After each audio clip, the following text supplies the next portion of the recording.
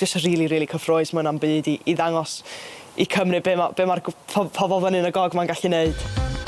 Da ni'n barod amdani. You know, we had a lot of ambitions to come into the league and be competitive and get into the top 4. We managed to do that quite comfortably. You know, when we look back on it for our first season, we can be incredibly proud of what we've achieved.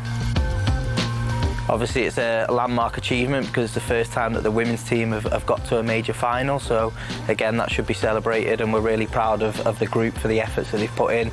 Mae chwarae mewn ffeinal Cwpan Cymru, mae hwnna'n huge i ni. Rhywbeth fydda dal yn agos i'w nghalon am byth, dwi'n meddwl.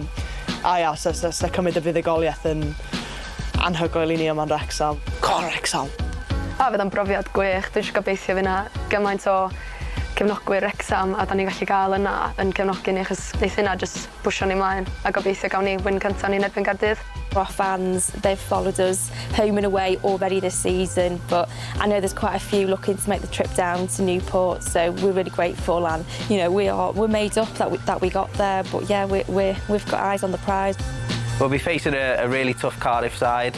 Obviously, throughout the season, there's been some really good games, but some tough games along the way, so we know what to expect in terms of it's not going to be an easy game. Da ni wedi colli'n erbyn Caerdydd 5 gwaith o'n, dwi'n meddwl, tymor yma. So, ie, diolch yn cael digwydd eto. Diolch ddim yn digwydd eto.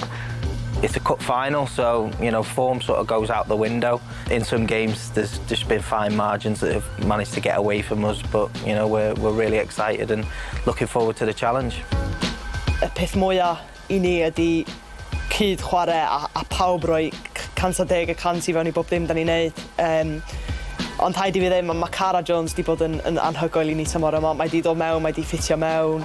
Mae gen i'r gallu i stampio awdurdod ar y gêm a dwi'n gyffroes i weld beth sydd gen ddi fi ni.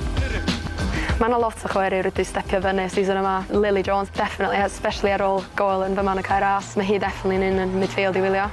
Obviously Rosie Hughes, mae Rosie Hughes yn goal-scoring machine.